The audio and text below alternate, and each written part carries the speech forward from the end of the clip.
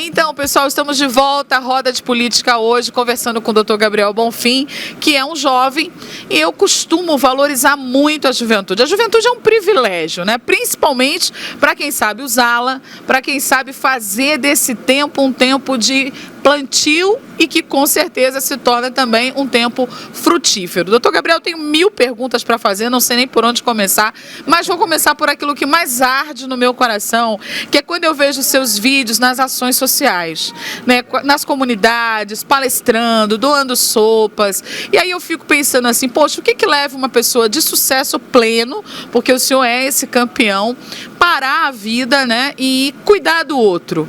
Porque tem pessoas que crescem, que ganham dinheiro e cuidam de si mesma. Tudo bem, é uma opção.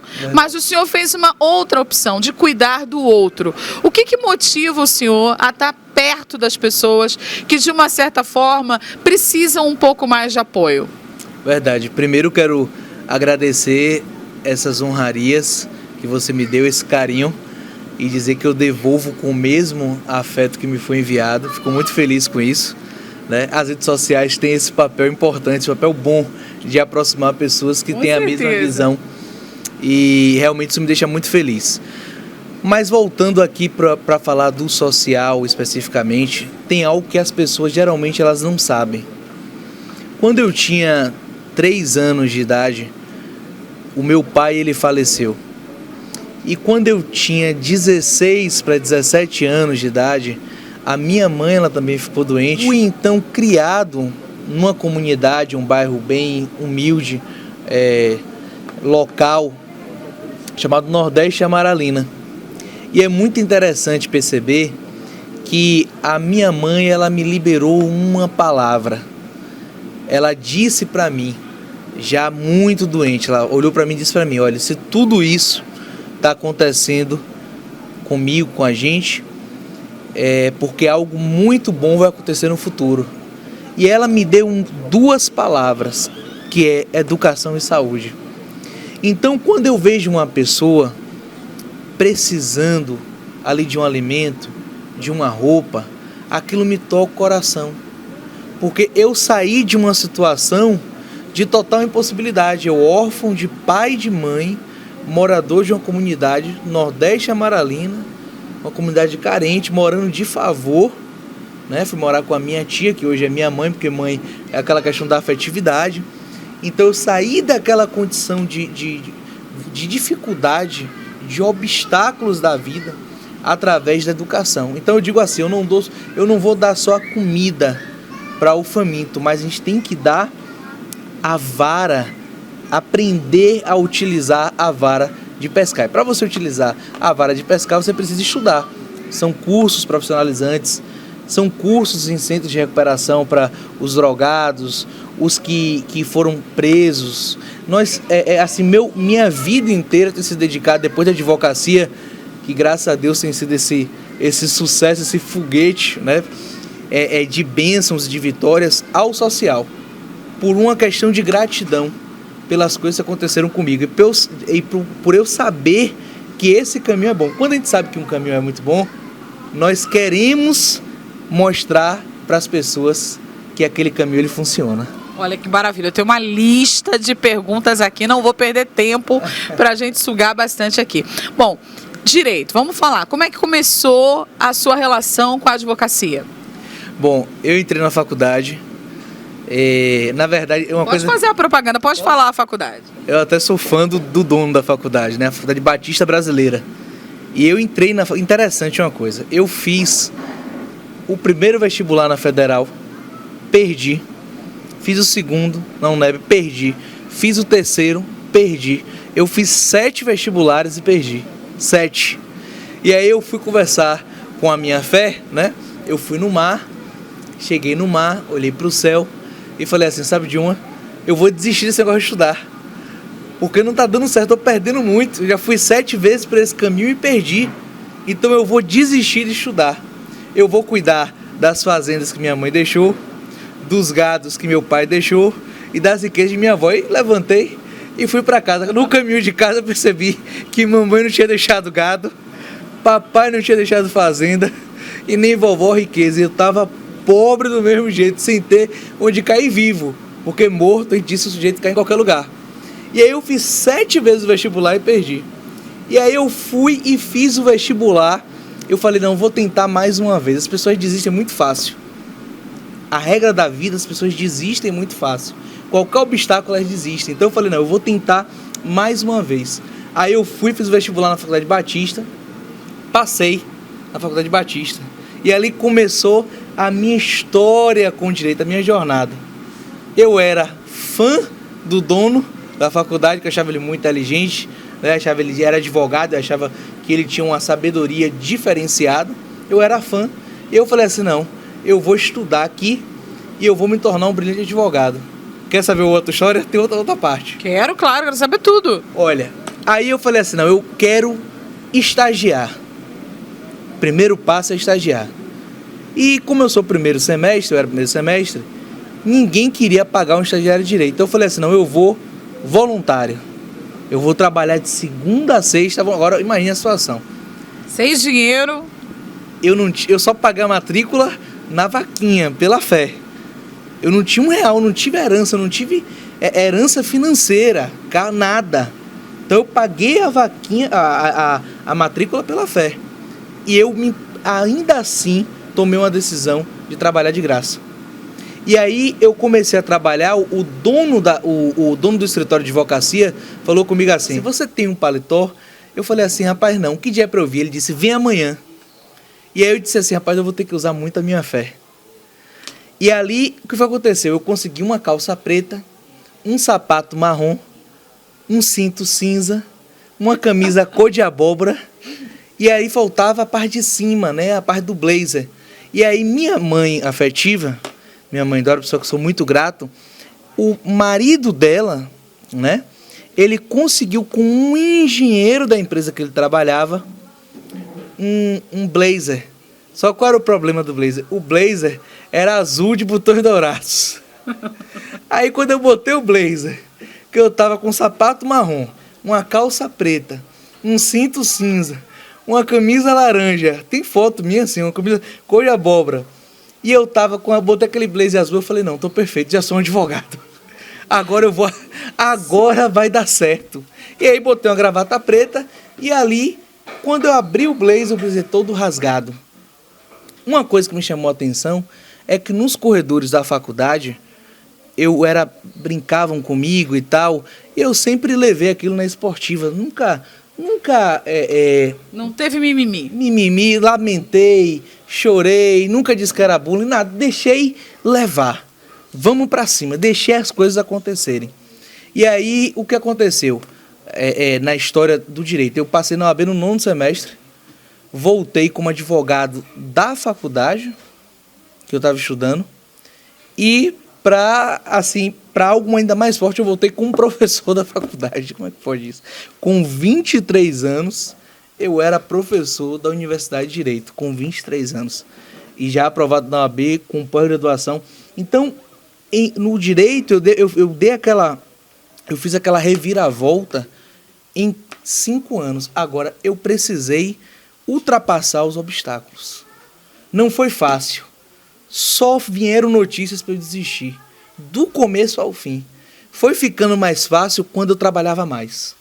Quando eu trabalhava mais, eu estudava mais, eu pesquisava mais, eu estava em mais estágios, ia ficando mais fácil, porque eu ficava conhecido. Aquele estágio voluntário, lá do começo do primeiro semestre do paletó colorido, do arco-íris, o paletó modelo arco-íris, ele foi importante em minha vida, porque ele me deu robustez, porque eu chegava nos lugares e eu tinha experiência. Então imagine, eu vim estagiando do primeiro até o 10º semestre. Fui estagiário com honraria, moção honrosa pelo serviço que eu fazia à comunidade da Defensoria Pública. Então eu comecei a ser reconhecido pela forma de serviço que eu prestava aos mais pobres, os mais carentes. E eu fui reconhecido, cada estágio era reconhecido. Cada lugar eu me tornava mais reconhecido, mas isso fazendo um trabalho dedicado, fazendo um trabalho focado, um trabalho concentrado e um trabalho que não houve crítica.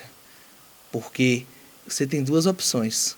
Ou você tem maturidade para ouvir as críticas e anotar aquelas críticas e você passar por um conselho e agir, ou você ouve as críticas e não se paralisa e segue em frente. Não tem como você responder às críticas e nem justificar que você está certo. E foi assim que, em degrau em degrau, foi me dado esse nome do advogado dos artistas. Olha, gente, muito bacana. Isso que você falou das críticas é incrível, porque hoje em dia o que mais preocupa o ser humano é a opinião alheia, né? As pessoas estão sempre preocupadas, o que disseram de mim, o que estão pensando de mim, quantas curtidas eu tenho, quantas visualizações eu tenho, e esquecem de acreditar em si mesmo. Isso que você falou também do bullying, outra coisa que me chama muito atenção. Não defendendo aqui bullying, que é uma coisa muito chata, muito bacana e tal, mas a pessoa que é a vítima, ela precisa não se deixar ser vítima. Ela está como vítima, ela está sendo atacada, mas ela precisa continuar em frente. Quer dizer que houve muita piada por causa desse paletó, mas você sabia onde você queria chegar. Eu vou ser muito sincero, tá, com vocês, eu estou sendo franco, abrindo meu coração. Eu não sabia que ia ter esse resultado, porque o resultado foi extraordinário. Quer dizer que você não imaginava esse sucesso todo? Eu não imaginei. Eu fui para um programa de televisão numa rede nacional, dei entrevista em rede nacional. Por ano, só esse ano, foram os casos mais importantes da Bahia, os casos cíveis vieram para mim. Então, nesse ano foram mais de 30 entrevistas, jornal, escrevi livro, fiz curso online. Então, assim, eu não fui professor, cursei mestrado, fui para a Argentina estudar. Então, eu não imaginava, naquele momento em que eu tomei uma decisão lá no Nordeste, Amaralina, diante de toda a criminalidade, diante de todos os exemplos, mas também que tem pessoas fabulosas, extraordinárias, eu não sabia que, tomando aquela atitude de me concentrar, de focar, que eu chegaria em lugares extraordinários. E é aquela coisa, você nunca sabe o que um primeiro passo no seu projeto, na sua vida, pode resultar lá para frente. Daqui a 1 ano, 10 anos. Na verdade, o ser humano ele tem uma tendência do imediatismo, de querer que as coisas aconteçam agora. Isso até pode ser levado para o lado bom, para que você se movimente, faça mais coisas, busque mais. Mas nós temos que entender que existe um tempo realmente para todas as coisas. Mas o passo mais importante dessa carreira, eu acho que não foi quando eu passei na AB, não foi quando eu fui estudar um doutorado na Argentina, em Lomas de Zamora, como aluno ouvinte, não foi o mestrado, não foi dar aula, não foi advogar para o dono da faculdade, não foi o advogado. O passo mais importante foi botar o paletó azul com aquela camisa cor de abóbora, levantar a cabeça e enfrentar o futuro. Esse foi o passo mais importante. Gente, olha que coisa linda. Eu vou chamar o intervalo porque eu estou emocionada aqui. Vou tomar uma aguinha aqui com o doutor Gabriel e volto em 1 minuto. Não sai daí que tem muita coisa boa ainda para a gente aprender hoje.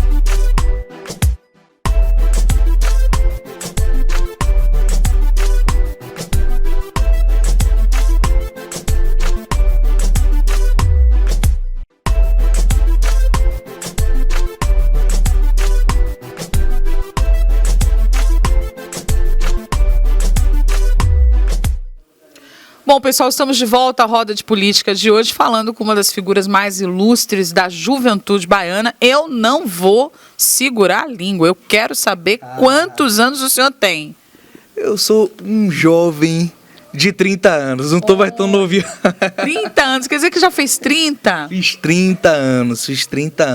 E é bom 30, viu? Muita maturidade. Só na advocacia a gente já tem um tempo, dando aula também foi outro tempo extraordinário, e cada fase nós estamos mais maduros, de fato, e mais assim experientes.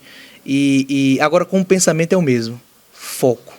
Porque onde você foca, expande. Você tem que se concentrar, você tem que colocar todas as suas forças naquele projeto.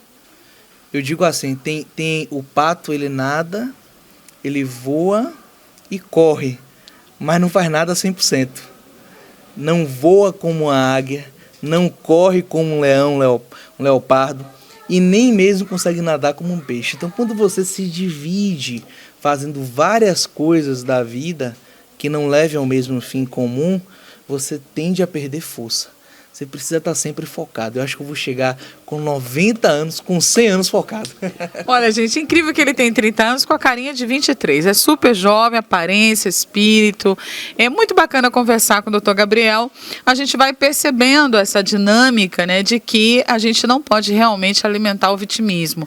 Claro que existem inúmeras dificuldades ao redor da juventude brasileira, ao redor da juventude negra, ao redor da juventude mais carente no país. Na verdade, ao redor do brasileiro, de um modo geral, existe uma série de adversidades, mas o senhor consegue vencer várias fases na vida, né? O senhor está com 30 anos, o senhor vence a primeira fase, que é essa coisa de perder o pai, que o senhor não é o único, né? Quantas crianças aí, quantas mães estão criando os filhos sozinhos? E aí, aos 17 anos, o senhor vence o trauma de perder a mãe, torna-se órfão de pai e mãe, consegue vencer essas duas circunstâncias que são muito ligadas às nossas emoções, e evidentemente que tudo que está ligado à nossa emoção repercute nas outras áreas da vida, consegue vencer a reprovação em 7 vestibulares, estava quase especialista em reprovar, reprova em 7 vestibulares, não desiste, né? Consegue vencer o paletó azul, a blusa coral, o cinto cinza, quer dizer, toda a impossibilidade, começa a caminhar como estagiário, começa a perceber tudo isso, e nesse momento o senhor dá um grande salto, que é quando o senhor se estabelece como empresário. Porque hoje a gente não está mais falando apenas com o Gabriel, que perdeu o pai, que perdeu a mãe, com o Gabriel universitário, com o Gabriel estagiário, ou nem mesmo com o Gabriel, o doutor Gabriel Bonfim. Nós estamos falando agora de um empresário que tem livro no mercado, que tem cursos online, né, que já teve aí em rede nacional, um privilégio tê-lo aqui na Rede Sempre, falando com a gente. Então, assim, como é essa coisa empresarial? Esse salto do professor para um empresário aconteceu quando e como? Bom, essa é uma pergunta que eu tenho assim, um prazer imenso de responder, principalmente para o jovem empresário, né? Eu montei ali o meu primeiro escritório e comecei a advogar, mas eu fiz muitos cursos no decorrer disso para entender do negócio. O negócio não é você abrir uma porta, ter um CNPJ, tocar. É isso que a maioria das pessoas fazem. Mas o negócio, ele é você treinar e você precisa estudar o negócio. Olha só, eu era professor de processo civil, né? Eu sou professor de procedimentos especiais, juizados, eu era professor de uma série de coisas. Mas quando eu comecei a empresariar, eu falei, não, eu sei muito sobre o direito, mas não quer dizer que eu sei gerir pessoas. Não quer dizer que eu sei gerir um negócio. E aí eu fui estudar, eu fiz high business, eu fui estudar coach, eu fui entender de vendas, eu fui entender de lucro, de faturamento, de exercício anual, contabilidade. E aí você vai ter que estudar uma série de coisas. O maior erro para mim hoje do jovem empresário, do empresário que não tem habilidade, é ele não buscar se profissionalizar como empresário. Aí o pessoal fala assim, não, as pessoas falam muito comigo, mas doutor, é tão caro. Não é caro. Nós temos aqui, por exemplo, a Escola Técnica, o Sebrae, que oferece vagas, você observa que tem cursos que são muito econômicos, são maravilhosos. Inclusive tem cursos gratuitos. Tem cursos gratuitos, mas é uma infinidade, que se você começar um por um durante um ano, você vai ver que você não vai estar igual ao você começou. Porque realmente eles dão uma base, até você chegar nos mais avançados. Então hoje, no negócio, eu entendo que a principal base de um negócio é a visão. É a visão e a gestão. Eu vou te explicar por quê. Não adianta você ter o maior dom na sua profissão, ser reconhecido, se você não tem a gestão. E a gestão é o controle. Controle de quanto vende, de quantos funcionários você tem, controle de horas, controle de produtividade, gestão de marketing, gestão comercial, gestão de venda, gestão de satisfação do cliente, como é que o cliente ele se sente utilizando o seu produto. Você tem que ter uma série de gestão. E isso ele é tanto para o advogado, como para o médico que tem uma clínica, como para quem tem uma televisão, ou para quem tem um supermercado. Você tem que ter muita gestão. E mais do que gestão, você também tem que ter a visão. Você sabe que é uma coisa, que você me perguntar assim, qual foi o seu pedido hoje que você fez? Se você fez uma oração, qual foi o seu pedido hoje? Eu falei, Deus, abra a minha visão. Porque o que diferencia um homem de sucesso e um homem que não tenha sucesso, um homem que está vivendo ali no fundo do poço, um homem que esteja com problema, é a sua visão. O que diferencia um homem de um bebê também é a sua visão. É a forma como ele vê as coisas. E tem muitas pessoas que estão ao nosso redor em que nós sentamos com ela e observamos que ela não tem a visão. Então ela pode ter a melhor ferramenta. Sem a visão ela vai conseguir? Ela não vai. Ela precisa da visão. E a visão não é enxergar. Visão vai além de enxergar. Visão, eu digo que é ver aquilo que os olhos não podem enxergar. É ver além, de entender a forma, de entender o futuro. Eu digo assim, se as pessoas tivessem a visão, elas não sofreriam tanto. Porque basta observar a nossa própria vida, a nossa própria história. Quando passamos por problemas e obstáculos imensos e difíceis, naquele momento nós achamos que aquele obstáculo daquela época, daquele ano, era o pior da nossa vida e que seria impassável, que não tem... Seria o fim. Seria o fim ali da estrada. Porque a gente não tinha a visão. Mas quando você amadurece e você tem uma visão, que a visão é uma mistura de inteligência com sabedoria, você tem pessoas que nunca estudaram e têm uma sabedoria, uma visão incrível. Quando você tem a visão para o seu negócio e você alinha buscando a gestão, aí os resultados são incríveis. Olha que maravilha, visão. Eu fico assim, pedindo a Deus visão para te entrevistar, porque são muitas questões levantadas aqui. Bom, falamos um pouco desse legado, falamos da questão empresarial. Tem 2 pontos aí que eu quero ainda trazer para você que está em casa e que com certeza é seguidor do Dr. Gabriel, ou que é admirador, ou que está conhecendo agora e que está também aprendendo com tudo isso. A primeira é a fé. O senhor o tempo inteiro fala dessa percepção de fé, eu tive que ter fé, eu tive que ter fé. O senhor considera que teve sorte ou o senhor acredita que todo esse esforço que tem na sua história, ele está muito emparelhado a essa fé que o senhor tem? Como é que o senhor vê isso tudo? Absolutamente eu tenho certeza que eu não consigo nem me ver sem a fé, né? A fé, que eu digo a fé, aquela fé, não existe fé burra, mas eu sempre brinco, aquela fé com sabedoria, aquela fé inteligente. A fé, ela é assim, eu sempre brinco. Primeiro você coloca o pé, depois Deus coloca o chão. Você acredita que aquilo vai dar certo. Existem coisas que aconteceram na minha vida, e isso eu falo, mas eu falo com muita tranquilidade. Desde quando eu fui para o STF, fui no STF em Brasília, na época era o presidente do Supremo Tribunal Federal, Joaquim Barbosa, ele recebeu a gente lá naquele evento, ele me recebeu. Então, assim, coisas que aconteceram em minha vida, que eu falo, não pode ter sido coincidência, não foi sorte, não foi coincidência. E não foi o acaso, porque foi 1 em 1 milhão, foi algo muito pontual, algo muito cirúrgico. E aí eu entendo que foi a fé. A fé, eu sempre digo que ela não conhece derrota. A fé não conhece derrota, porque até quando você, na sua fé, você teve uma derrota, você entende que aquilo ali, na verdade, não foi uma derrota, foi uma vitória, porque não poderia dar certo. Se eu abrir aqui e a gente perguntar para as pessoas de casa quantas coisas vocês pediram nos últimos 10 anos que se tivesse dado certo seria muito ruim para vocês. Porque às vezes a gente nem sabe de fato o que nós estamos pedindo, ou por falta de maturidade, ou por estar num momento que não é bom, não está naquele que eu chamo de os picos da vida e os vales. Às vezes você está num vale. Mas quando você tem a fé, eu sempre digo isso, até quando eu dou aula eu digo assim, quando você tem a fé, não é que os obstáculos eles diminuem e nem que as guerras elas também diminuem.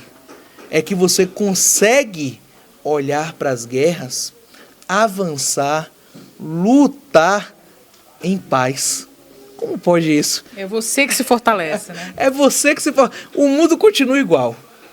Você sai num carro, tem problema de batida, tem problemas na cidade em geral, roubos. O mundo continua igual. Se você for agora numa delegacia e pegar as ocorrências, você vai ver que foram não sei quantos carros roubados. O mundo está igual.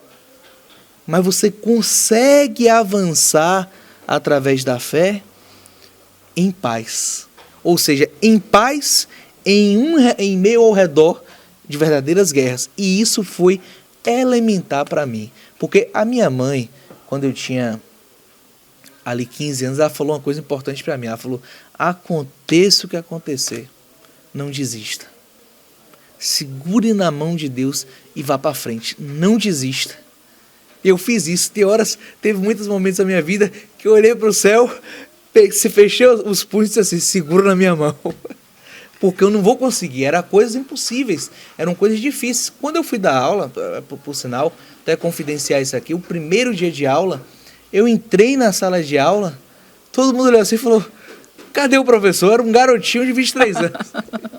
Então eu precisei, de fato, em todos esses momentos, usar o que eu digo que é o meu requisito de segredo, o meu requisito chave, que é a minha fé.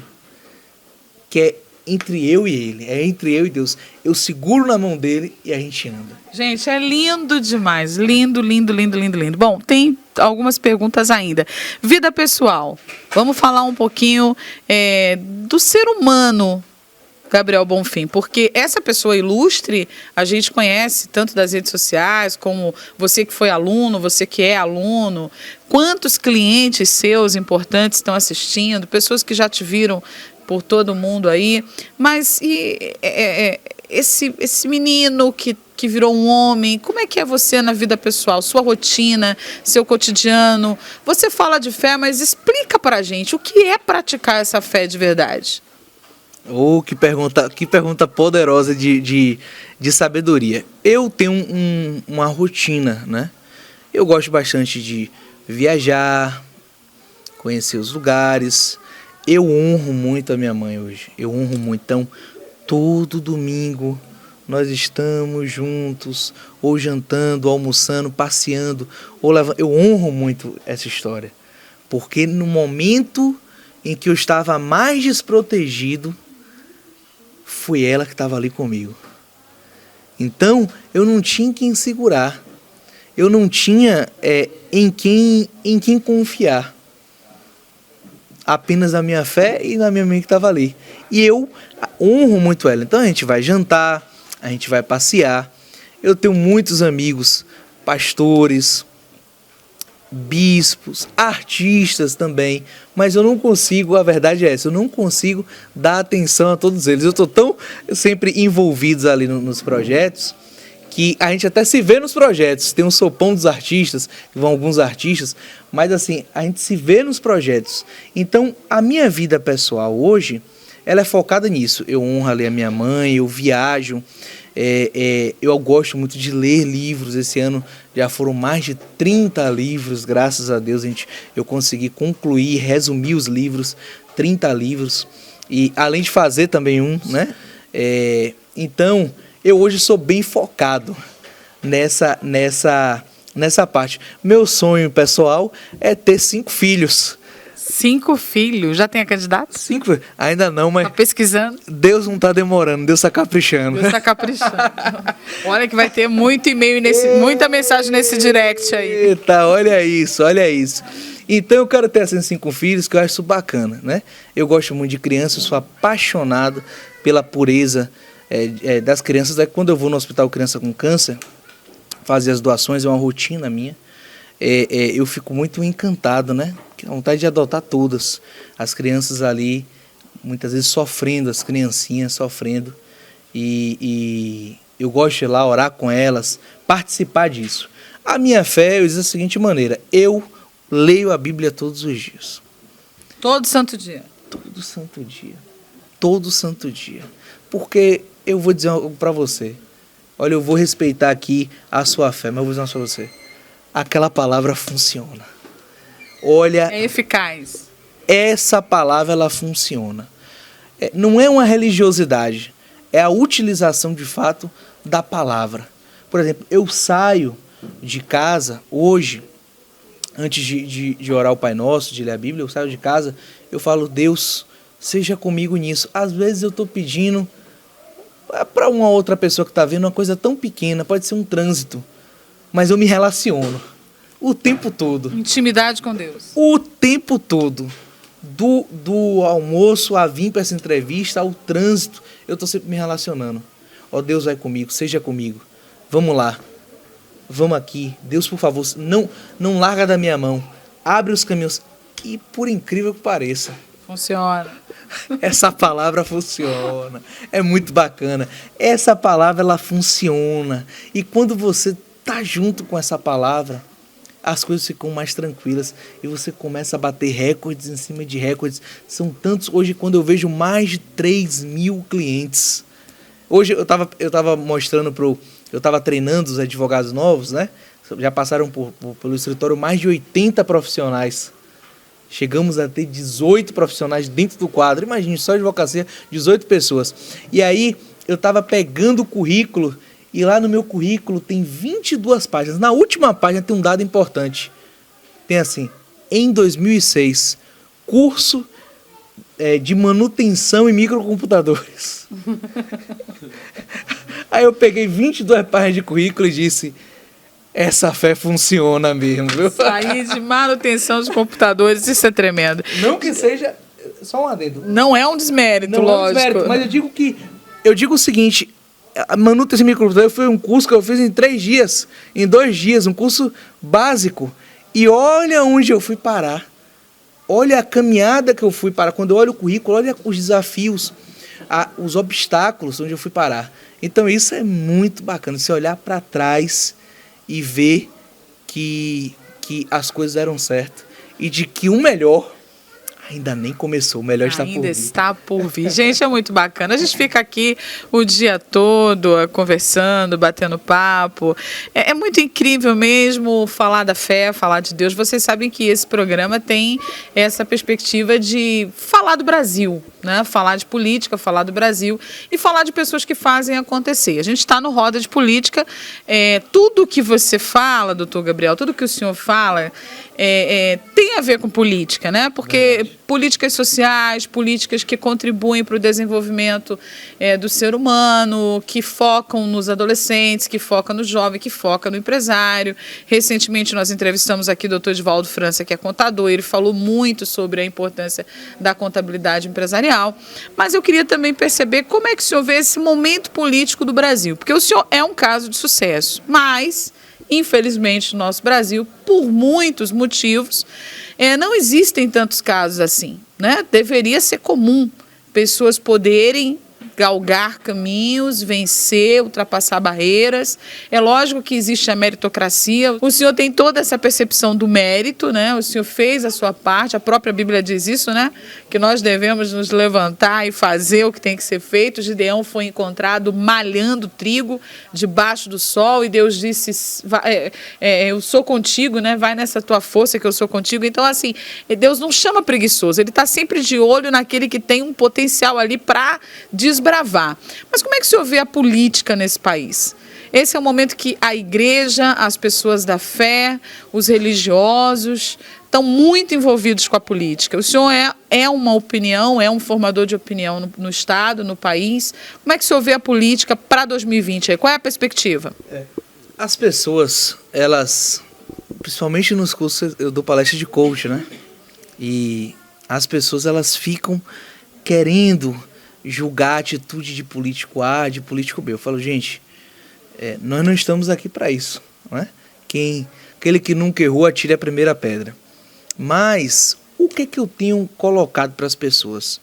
Foquem também, como vocês falam, com essa força na política, foquem também nas suas vidas.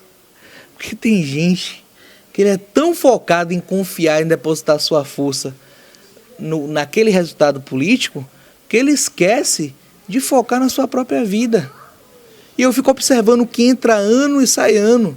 E as pessoas que estão ali focadas em buscar crescer, melhorar, fazer curso, estudar, progredir, trabalhar, testar, produzir, ao passar do tempo, independente da política, seja ela A, B ou C, elas se dão muito bem.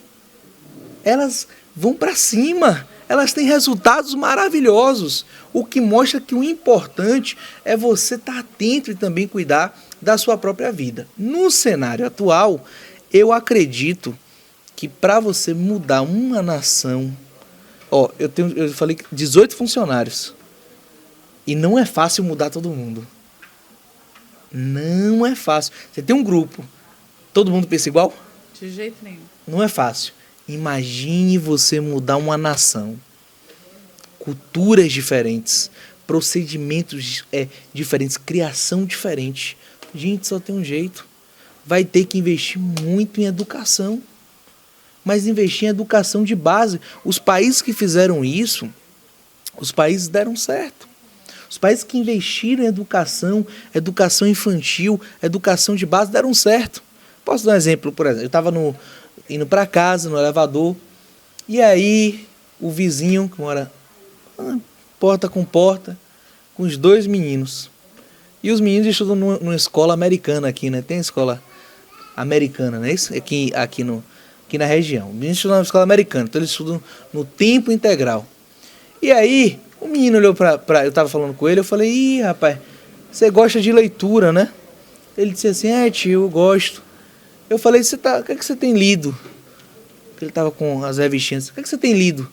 Ele disse assim, não, tenho estudado muito sobre inteligência artificial, robótica.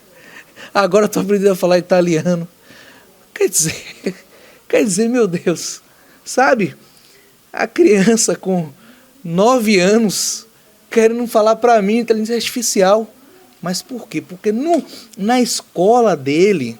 Foi proporcionado isso aí, né? Foi oportunizado isso aí. Ninguém nasceu sabendo menos de inteligência artificial ou mais de robótica. A pessoa é oportunizada.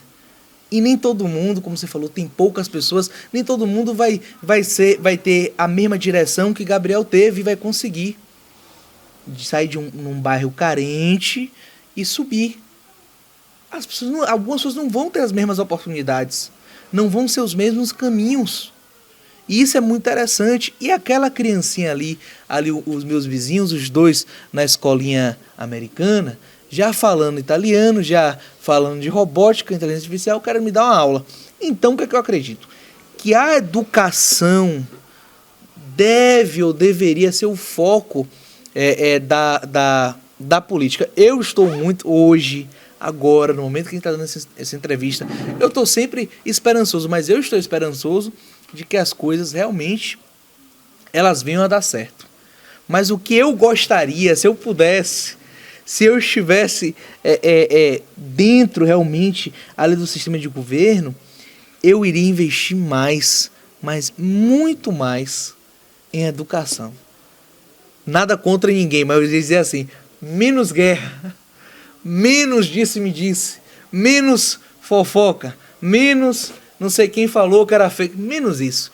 Vamos focar em fazer o que tem que ser feito, porque se fizer o que tem que ser feito, as coisas vão dar certo. Olha, cada pergunta surge uma curiosidade. Podemos esperar um dia o senhor candidato aí a algum pleito? Desde quando eu tinha 23 anos, as pessoas elas pedem isso. Na rua, elas também, na casa dos projetos sociais, principalmente em centro de recuperação, né? Geralmente são 1.000 pessoas, 1.500 pessoas num curso de coach que a gente faz o planejamento e dá o certificado lá para que ele saia do centro de recuperação com um certificado para o mercado de trabalho. Ele tem um curso, ele sabe fazer, ele sabe como se portar, ele tem um certificado, né, para colocar no currículo. E aí as pessoas pedem muito isso sobre o político, mas eu acredito que o Gabriel de hoje, focado no direito, pode fazer muito mais no direito do que de fato indo para a política. Talvez um amadurecimento aí, eu bem mais maduro, que eu digo até com mais idade, com mais experiência, quem sabe com 60 anos. Aí você tá. Quem sabe eu não faça essa rota, esse caminho. Mas por enquanto eu acho que eu acredito que eu posso contribuir muito mais no direito e posso ajudar muitas vidas assim também. Ótimo. Eu disse que vai ser tarde não pelos 60 anos, mas porque a população vai esperar por muito tempo para ter um grande gestor desse aí na área pública. Bom, vamos falar desse livro. Como é que faz para adquirir o livro? Conta um pouquinho do livro para gente. O livro é chamado de Marketing com M maiúsculo. Eu trago algumas perspectivas do marketing. Eu vi muitos empresários, eu vi muitas pessoas não conseguirem vender os seus produtos porque os outros não conheciam. Ficar bilionário vendendo ratoeira, a pessoa diz, como eu vender ratoeira? Pronto, você vai vender ratoeira de casa, mas você vai fazer uma ratoeira de excelência, mas desde que todo mundo saiba que você vende ratoeira. Então, eu trago nesse livro, em coautoria, eu explico ali no livro as perspectivas do marketing, como é que se faz um marketing limpo, um marketing que não é vender por vender, mas um marketing que de fato ajuda pessoas. E esse livro ele está na livraria da Amazon, uma das maiores livrarias do mundo, né? Ele está na livraria da Amazon. Já os cursos, eles estão pela Hotmart. O curso é um curso de metas e foco, que eu explico a importância, meu Deus, do foco, né? Que eu vejo as pessoas errando porque não tem foco. Elas são boas, elas fazem bem, mas elas não conseguem fixar no objeto. E o que é foco? Foco é você dizer não para todas as outras coisas boas que aparecem enquanto você não terminou a primeira. Isso é foco. Então, eu estou aqui escrevendo um livro e apareceu para eu gravar um curso. Eu vou dizer o quê? Eu tenho que dar não para as coisas boas que aparecem, um momento livro, um momento curso, um momento agora aqui, situação B, e dizer sim enquanto não terminar a primeira. Isso é focar. E onde você focar no projeto, você expande. Então a gente tem um curso chamado Metas e Focos, e claro, tem um curso, eu conto minha trajetória jurídica, que é chamado Sucesso Jurídico. Esse aí vende muito também, porque os estudantes eles compram. São cursos online, não é isso? São cursos online. Além dos cursos online, nós também temos as palestras. Não dá para fazer tudo, né? Eu parei de dar as palestras e focar nos cursos online pela questão do tempo. Mas meu sonho, você que tiver aí, que tiver um sonho parecido, você pode me ligar, tá? Porque esse é o meu sonho. É montar um centro de treinamento profissionalizante para dar capacitação às pessoas do Nordeste Amaralina. Esse é o meu sonho de valor. Esse é um sonho político. Esse é o que os meus olhos brilham. Eu quero ver aquelas criancinhas, tudo ali com 4, 5 anos, já treinando inglês. Eu quero ver aquele jovem que foi preso, teve algum problema, voltando e fazendo um curso de cabeleireiro que dá dinheiro em qualquer lugar desse mundo. Qualquer lugar desse mundo, um cabeleireiro, ele vai ter trabalho. Então, eu quero viver isso ainda em minha vida. Então, você que quer também, então você pode acessar. Unir as forças. Unir as forças. Esse é o meu sonho, é treinar pessoas. É ver as pessoas se desenvolvendo. Esse é o meu perfil, né, de influência, de extrovertido, é de treinar pessoas. Porque eu queria muito ter tido um braço. Inclusive, até deixar um abraço aqui, uma gratidão. O dono da Faculdade Batista, o Bispo Átila Brandão, ele me deu... Ele não me deu um braço, ele me deu o corpo todo, tipo, me puxando.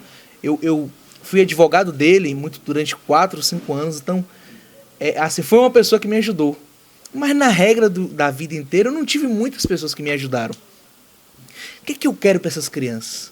Não é moleza, mas eu quero que elas tenham oportunidades. E que elas segurem oportunidades e sigam seus caminhos. Que maravilha, doutor Gabriel. Aproveitar para mandar um beijo enorme para toda a família Brandão, um abraço para o Bispo Átila, Andréia, Lorena, que são pessoas que têm dado os braços aí para muitos jovens em toda a Bahia.